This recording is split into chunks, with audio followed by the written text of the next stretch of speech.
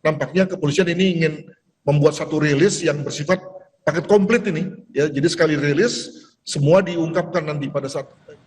Kita juga akan menyapa Saudara Adrianus Meliala, kriminolog UI yang sudah bergabung bersama kami melalui sambungan Zoom. Selamat siang Prof. Adrianus, dengan Bella di studio, Prof. Selamat siang Mbak Bella, terima kasih diundang. Baik, terima kasih Prof. Ini kalau kita cermati, tadi Komisioner Kompolnas Khairul Anam mengatakan bahwa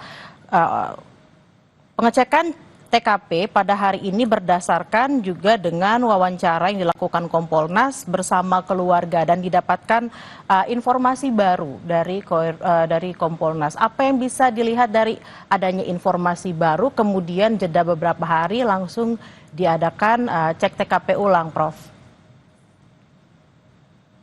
Ya, ini dia yang menjadikan Kompolnas sering disebut sebagai juru bicaranya Polri.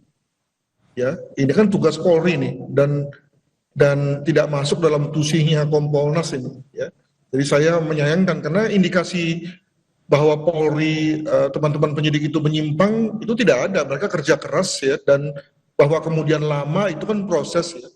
Nah, jadi menurut saya tidak ada dasar untuk membuat Kompolnas masuk sebetulnya, apalagi ketika menyuarakan pekerjaan polisi ya, sehingga lalu mengesankan bahwa ini jubir saja. Lebih ke situ lihatnya. Lalu, tapi kalau kaitannya dengan koordinasi, apakah itu juga ada keanehan atau menyalahi aturan atau wewenang di situ, Prof? Oh tidak, tidak ada yang salah, tetapi ya ini sedikit menyimpang ya. Sebetulnya penyimpangan polisi itu banyak di hal-hal yang lain lah, atau pada kasus-kasus yang lain. Nah, Kompolnas sudah selesai di kasus-kasus tersebut atau belum gitu, atau tidak menyentuh. Nah, kasus yang sudah jelas menyimpang atau diduga menyimpang, Kompolnasnya tidak masuk, tapi hal di mana sebetulnya Polri bekerja benar, malah kemudian Kompolnasnya ikut ngecek sana ngecek sini kan, lalu menjadi rasanya nggak pas sih menurut saya. Demikian. Lalu Prof, seberapa besar pengaruh dari informasi yang didapatkan oleh Kompolnas hasil dari wawancara dengan keluarga kaitannya dengan penyelidikan yang sedang dilakukan? Seberapa besar pengaruhnya? Oh, saya nggak tahu ya. Namun saya juga menduga bahwa tentu hasilnya tentu tidak akan sedalam dibandingkan dengan pemeriksaan pro justisia yang dilakukan oleh para penyelidik Polri. Ya, jadi tentu dalam hal ini itu kan lebih pada ngobrol-ngobrol lah antara Kompolnas dengan keluarga korban ya, gitu. Yang tentu lalu akan jauh lebih dalam proses wawancara yang dilakukan oleh penyelidik terhadap anggota keluarga gitu ya. Jadi saya kira dengan kata lain tingkat kedalamannya tentu akan jauh lebih dalam dengan wawancara dengan penyelidik ya, atau minimal sama lah gitu ya. Tentu tidak bisa dikatakan lebih dalam dibandingkan dengan yang dilakukan oleh teman-teman Kompolnas begitu. Prof, ini kalau kita cermati juga bersama, sudah dilakukan olah TKP atau dicek kembali TKP itu kurang lebih sebanyak 4 kali. Nah, apalagi yang ingin digali dari pengecekan TKP kali ini dibandingkan dengan 3 olah TKP sebelumnya? Nah ini dia ya, dengan lokasi sekecil itu sampai 4 kali itu maknanya apa ya? Itu pemborosan atau inefisiensi atau kebodohan itu ya. Kenapa harus berkali-kali, itu bagi saya susah itu ya, memahaminya ya. Kalau lokasinya besar ya, luas, kemudian lalu banyak orang keluar masuk, oke lah kita bicara mengenai ada hal yang terlupa, atau jika misalnya korbannya banyak, atau dugaan bahwa kalaupun pembunuhannya banyak gitu ya, atau kalaupun misalnya bunuh diri misalnya begitu, maka lalu indikasinya penyebabnya banyak. Nah ini kan rasanya kalau sudah sampai 4 kali itu apa ya maknanya? Apalagi kalau kemudian kita kaitkan dengan hal yang lain ya, jargon yang sering diungkapkan kepada publik bahwa di Polda Metro ini penuh dengan perwira-perwira para penyidik yang jago-jago, dan juga dengan alat yang lengkap, dengan anggaran yang juga besar, artinya tentu tidak akan kurang ya dibandingkan dengan misalnya kalau wilayahnya luas ya, seperti misalnya wilayah Kalimantan gitu ya. Nah, maka di mana ya makna itu semua gitu? Dilihat dari 4 kalinya itu, apakah ini mengesankan inefisiensi atau apa? Saya kira dikembalikan kepada polisi untuk memaknainya. Demikian. Prof, ini kalau kita lihat mungkin sudah lebih dari 10 hari kasus ini juga belum terungkap atau penyebab kematian dari ADP juga belum terungkap. Dengan adanya CCTV yang cukup banyak, juga dengan tadi Prof mengatakan lingkup TKP-nya pun kecil. Apa yang menyebabkan kasus ini kok kayaknya terkesan lama ya untuk diungkap? Ya, jadi kita terima saja statement dari Humas Polri atau Kompolnas yang tadi juga menjadi Humas Polri, yakni bahwa sekarang ini masih ada pemeriksaan laboratorium yang belum selesai, ya, yang belum selesai, ya kita terima saja, dan mungkin sekali pemeriksaan laboratorium itu sudah selesai. Ada hal-hal yang mungkin menarik ditemukan terkait dengan pemeriksaan tersebut, maka kemudian dicek balik, ya, di counter check lah gitu di TKP-nya, ya. Jadi kalau misalnya nih saya menduga bahwa dalam lambung ada zat-zat makanan yang begitu setelah diurai lalu kemudian ditemukan ada hal-hal yang menarik, maka kemudian dicek balik di TKP, betul nggak bahwa memang zat itu ada dalam obat tersebut dan obat itu memang ada dalam TKP misalnya. Nah itu saya kira menjadi benar, ya, kalau kemudian perlu diulangi lagi pemeriksaan TKP-nya. Bukan dalam rangka bahwa masih ada yang kurang, karena kalau misalnya masih ada yang kurang, maka lalu saya mempertanyakan, lalu gunanya 3 TKP yang lain itu apa, begitu. Demikian. Dengan adanya fakta-fakta dan juga bukti-bukti yang ada, menurut Prof, apalagi nih yang harus ditemukan? Karena kan kalau kita lihat yang diinformasikan ke publik, yang diinformasikan adalah TKP-nya hanya itu, CCTV-nya hanya itu, tapi CCTV di luar dari lokasi kosan di depan itu belum sempat diinformasikan ke publik. Apa yang bisa dicermati, Prof? Juga menurut saya pihak kepolisian tidak melepas, ya, berbagai informasi terkait dengan jenazahnya, ya, khususnya pada saat ditemukan pada awalnya oleh 2 orang penjaga kos, ya, dan yang kemudian lalu melapor kepada polisi dan polisi Pamapta yang datang itu juga lalu menemukan sesuatu, itu kemudian tidak dilaporkan kepada kita. Sebagai contoh misalnya dilaporkan kepada kita, diinformasikan bahwa jenazah itu sudah memakai selimut dan sempat tersorot oleh media, selimutnya terbentang rapih.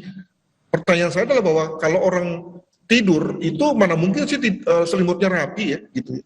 Nah, jangan-jangan selimut itu dipakaikan oleh kepolisian, ya, untuk misalnya menutupi tubuh. Nah, dengan kata lain banyak hal yang tidak diungkapkan kepada publik tentang situasi terakhir korban. Nah, mungkin sekali ini bisa menjadi satu clue bagi kita.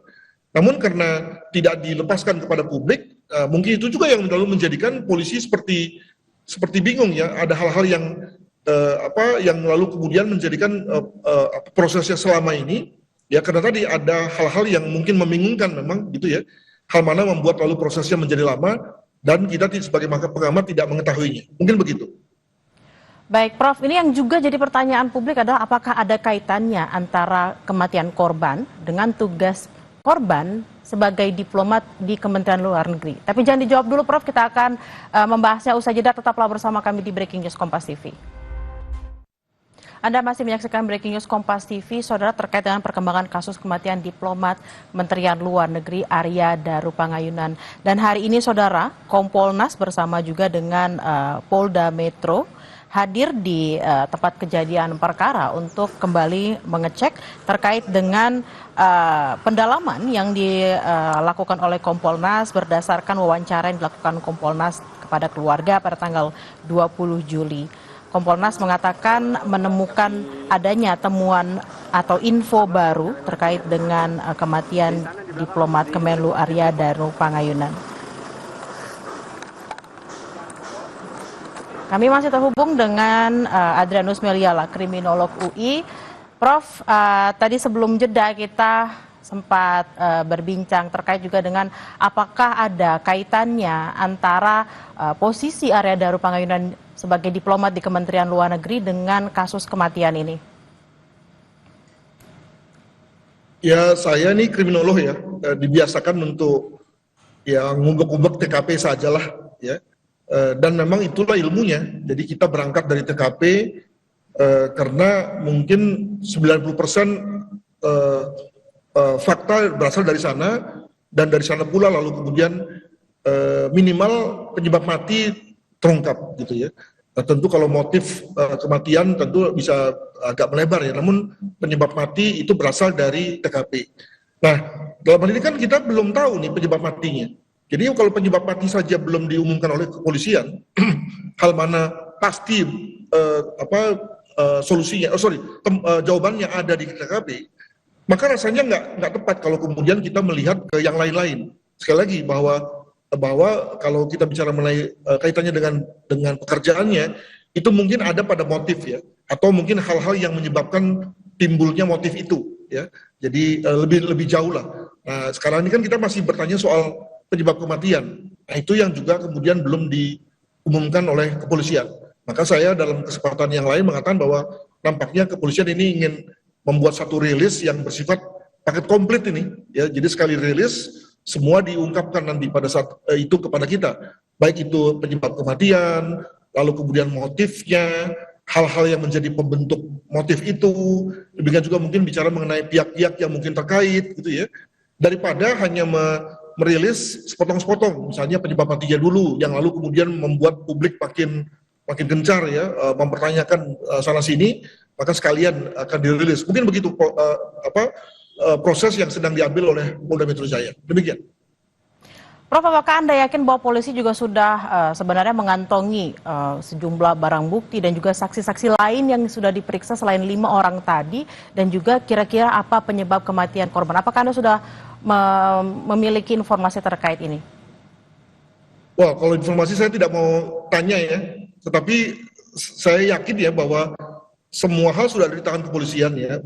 Tadi saya katakan bahwa polisi sudah memeriksa ulang TKP 4 kali, tentu juga sudah melakukan satu proses digital forensik, sudah mewawancarai juga pihak-pihak yang terkait secara mendalam ya. Demikian juga melakukan olah TKP, lalu kemudian juga sudah melakukan otopsi. Jadi apalagi gitu ya. Nah, maka tentu dengan kemampuan mereka pasti punya sense semua ya. Sudah punya sense tentang apa yang terjadi, mereka sebenarnya sudah punya dugaan kuat tentang apa penyebab mati minimal ya. Dan kemungkinan juga bahwa hal-hal yang membuat mereka melakukan olah TKP kembali, karena tadi ada hal-hal yang ditemukan dalam wawancara misalnya, dalam hasil laboratorium, demikian juga mungkin hasil pemeriksaan psikologi forensik, yang lalu kemudian ingin dicek ulang ya kepastiannya atau akurasinya di TKP gitu ya.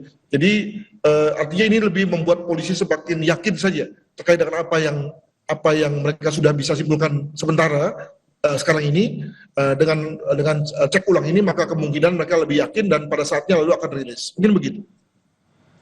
Prof, jadi sebenarnya apa sih Prof yang bikin lama itu apa? Karena udah 10 hari, yang diperiksa juga sudah lumayan ya, 5 saksi gitu ya. Bukti-buktinya banyak, CCTV-nya jelas, yang bikin lama apanya Prof sebenarnya?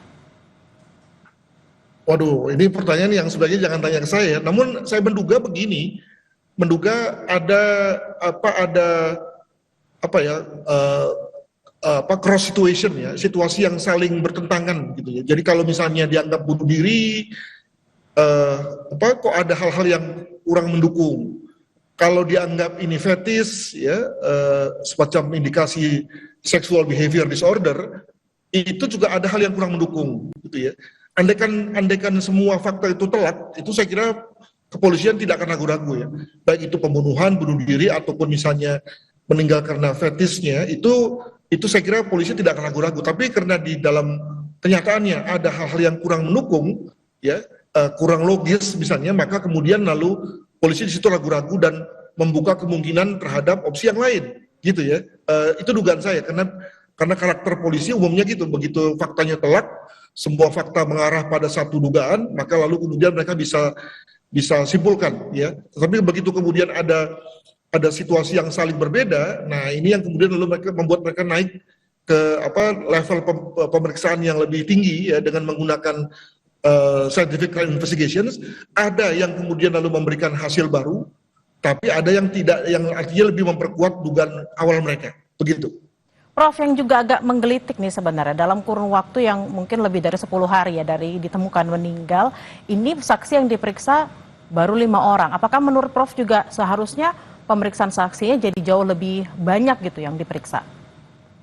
Saya kira dalam hal ini polisi seperti yang tadi saya katakan, mereka disiplin dan korek dengan tadi berangkat dari TKP gitu. Jadi tidak mempedulikan bahwa omongan banyak orang ya tentang bahwa yang almarhum ini seorang diplomat kah, seorang yang mengurusi tidak pidana pencucian orang kah gitu. Tapi sekali lagi berangkat dari TKP saja.